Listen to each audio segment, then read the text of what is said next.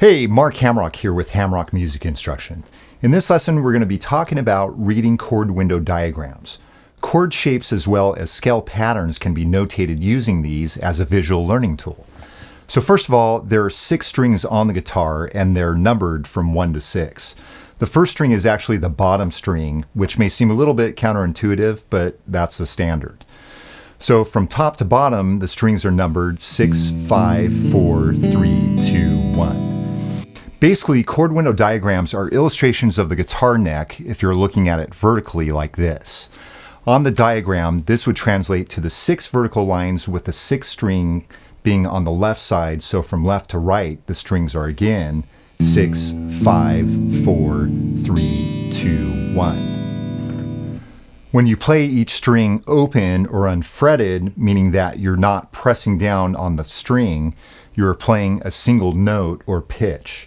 Notes are named using letters of the alphabet. In music, the alphabet only runs from A, B, C, D, E, F to G, and then starts back over at A in a higher register.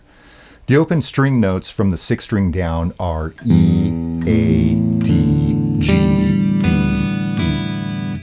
A good way to remember this is the saying, Eddie ate dynamite, goodbye, Eddie.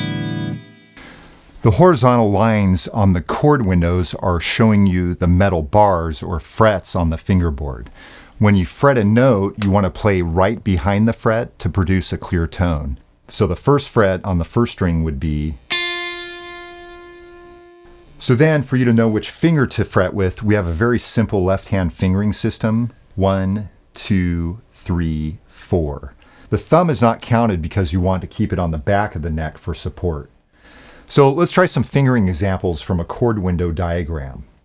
The first one we see here is the first finger on the 2nd string, 1st fret. So that would look like. The next example is the 2nd finger on the 4th string, 2nd fret. So that would look like this. And then the third example is the 3rd finger on the 5th string on the 3rd fret. So that would look like this.